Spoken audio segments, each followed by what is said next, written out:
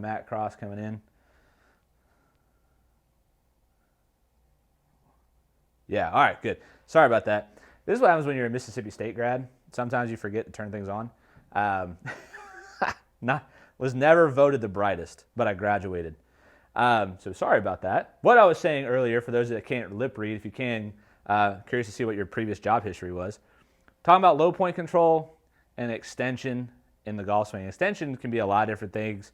The question came to me very vague, but I'm going to kind of run with it however I see fit. So TrackMan is really fun with low point control because it takes that attack angle position and it kind of converts that into a metric for how far ahead or how far behind the low point is in your swing. Obviously, if you're hitting an iron versus a driver, those are very different. And then early extension is an interesting one. Oh, yeah, there you go. Midwestern Megan, help me out. Appreciate it. The early extension is an interesting one because a lot of people just kind of refer to the goat humpers out there that give it the one of those in the swing.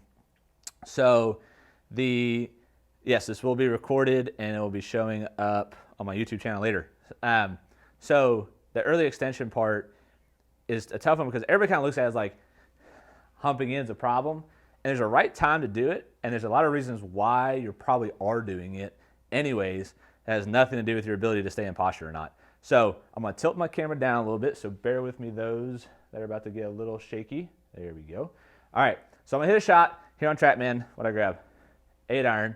And we'll kind of highlight that low point control, and I'm going to pull it up on my computer so you can kind of see what we're referring to with low point, and I'm going to give you a great drill to practice this either at home or on the range, right?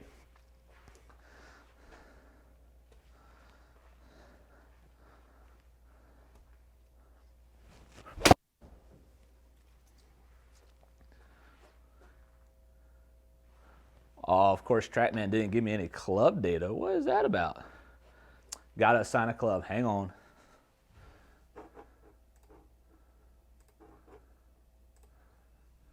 There we go. So I'm going to take the phone here, and we're going to zoom in so we can kind of look at it. But I'm going to bring you over to my computer so you can see it a lot easier than that Archery Net screen. So hang on 1 second. Hope everybody's having a good rainy Tuesday here in Tennessee that's hanging around with us. So, low point. Like, what is it? How do we work it? So TrackMan's really awesome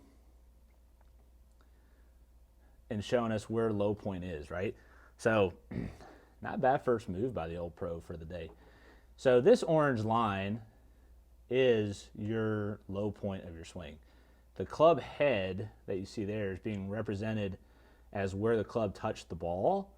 And so TrackMan is saying that's 3.5 inches before the low point, right? So, the low point's after contact, right? So it's 3.4A. So I've hit the ball, club travels down for 3.5 inches, and then it starts to rise back up, right?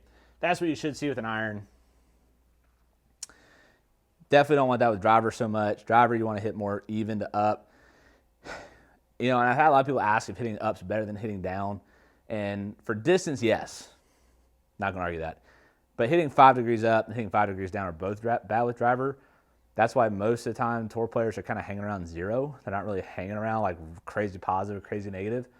The opposite for the LPGA Tour, since those girls need distance, they average 4 degrees up. So where, I hate using this adage, but like where like all you average Joes out there that have like a 90-mile-an-hour club head speed, like the LPGA Tour, you probably want to hit up on it if you're trying to get some distance.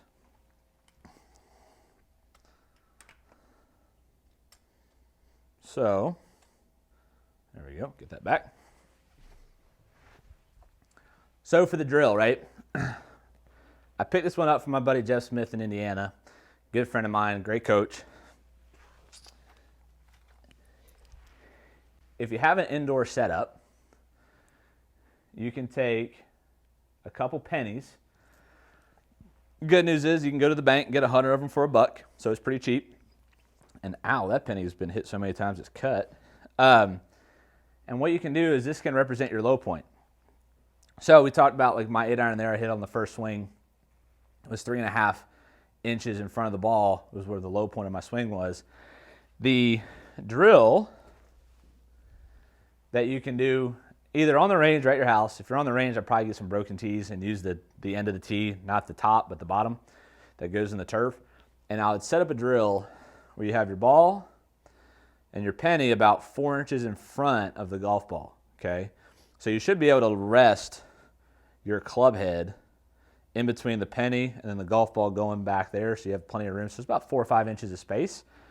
Now, you won't believe the amount of people that can hit a golf ball with a penny laying on the ground 4 inches in front of them, clip the ball off the turf, and never once sniff that penny, right? It's actually a pretty impressive feat to get the club to bottom out in such a way that you can clip the golf ball, think you hit it solid, which you didn't, and then miss a penny on the exit, right? When pretty much every tour player, every single time, will drill that penny, right? So it looks a little something like this. So I know my camera's not really showing you. I showed you how it would be set up. You got ball, penny out in front of your golf ball to the target. Tilt this camera down so you can kind of see what I'm saying there. I don't know if you can see that penny or not, but it's out there in front of the golf ball for you to try and hit. So I don't know if you'll hear me hit this penny or not, but we are about to find out.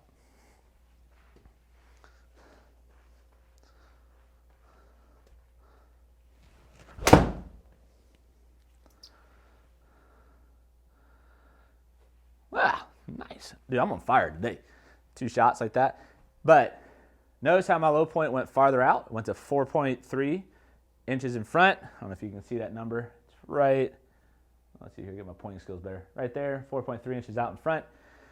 So obviously I went for that penny a little bit more to make sure I didn't look like an idiot and miss the penny. But typically my low point's around 4 inches.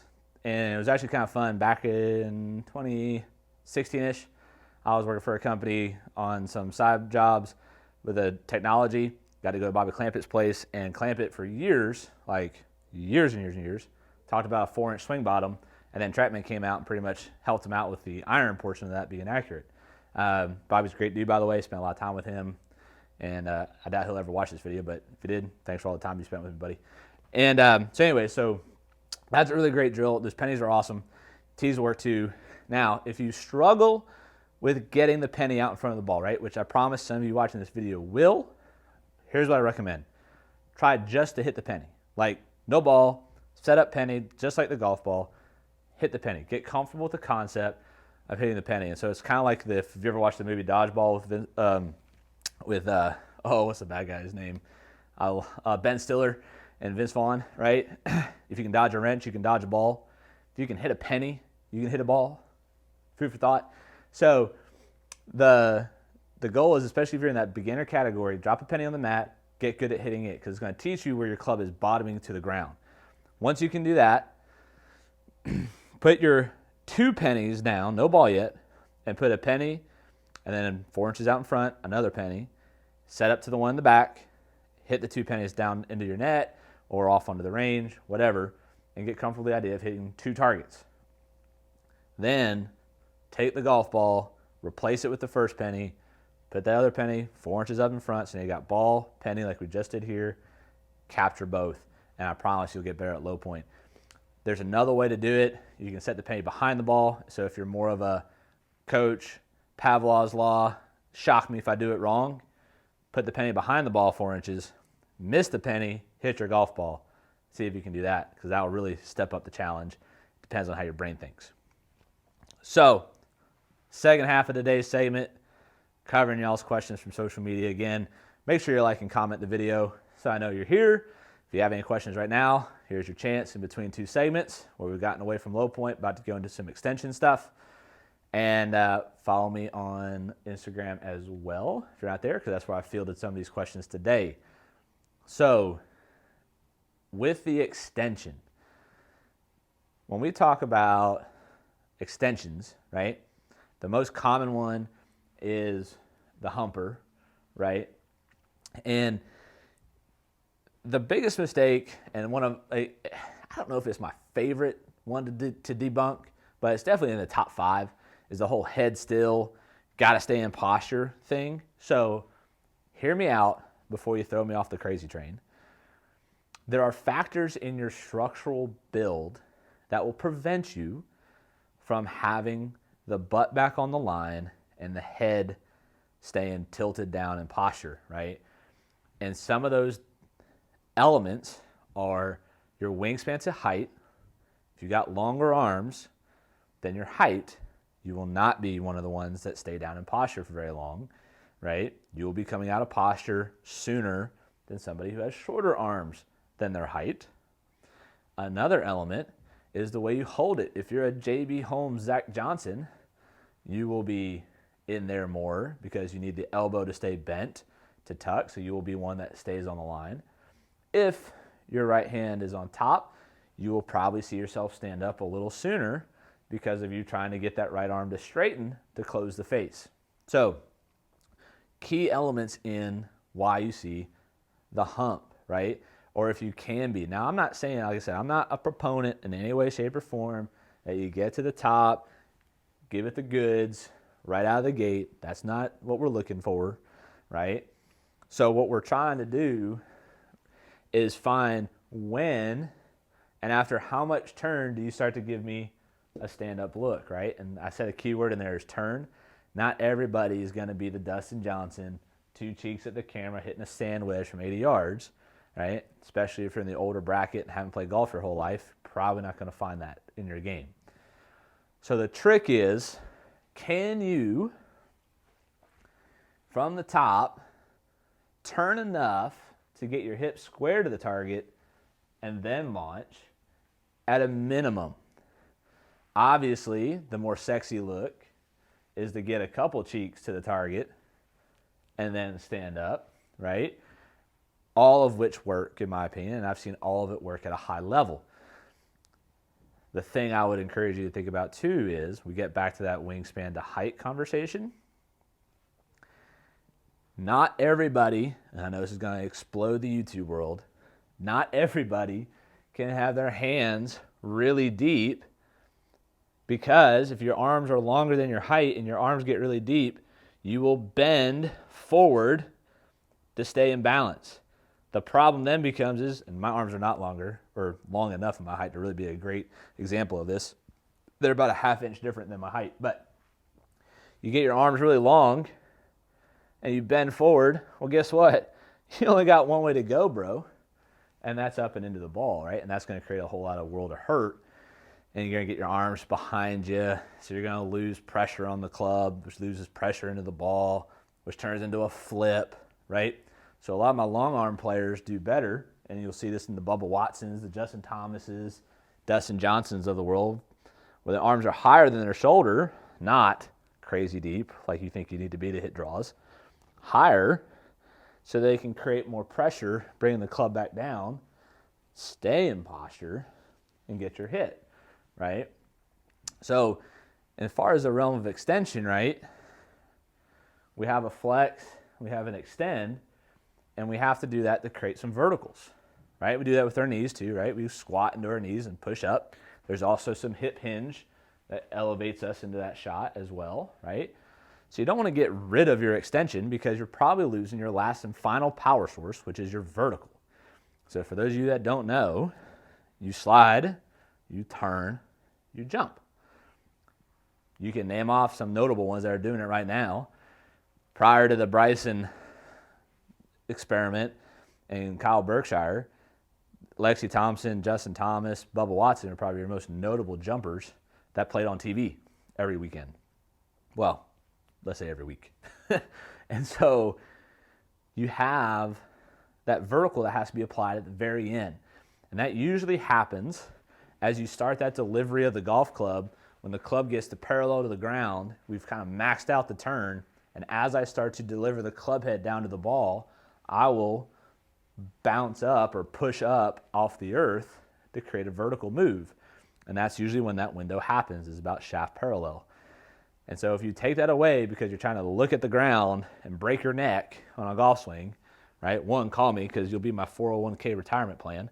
But you keep your head down for too long, you're going to lose that final vertical, which could help add some speed and some final rotation through the shot. But On a final note, and thanks to everybody that stayed and watched, on a final note, extension happens in multiple joints across the body, right? Another noticeable one is extension in the lead wrist. Everybody talks about that one. There's extension in the trail wrist too. Mind blown, right? But all of your joints can flex and extend. It's how and when we do it is what creates the motion around the golf swing. So I covered the most talked one outside the lead wrist, which I would assume the question that was thrown to me would have come that way, right? And one last bonus nugget, because we got a few minutes left before I got to get out of here. I was asked about technology and how I think it's going to revolutionize the game, right?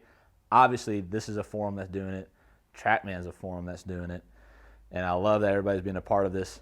Help me get to where we are and hope to see where it goes. But the new venture for me is going to be with the Meta Country Club that's happening on Discord with one of my great friends who's gotten this thing off the ground.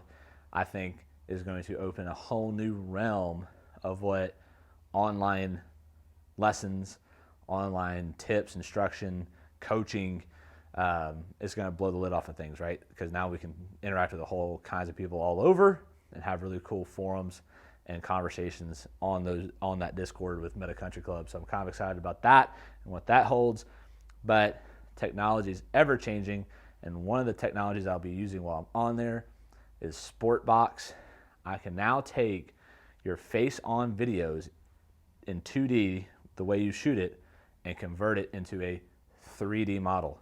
So the face-on camera, like you see here, will be able to watch that whole video. I can upload it into my software on my phone and give you 3D metrics. It's not accelerations, but it's degrees of turns and tilts and bends, and is going to be really cool. So be on the lookout for more of that. And if you haven't done so already, like and comment below, subscribe to the channel, and thank you for being a part of the journey. And I look forward to doing this again. We'll pop up back again on Thursday, 1 o'clock. Hopefully I'm playing golf tomorrow because I'm supposed to be, but we'll see. Right now, my golf course is underwater, so I don't know if that's happening. Anyways, have a great day. We'll see you guys in a couple days. Think of those questions and shoot them off to me in social media, and we'll answer them for you then. See ya.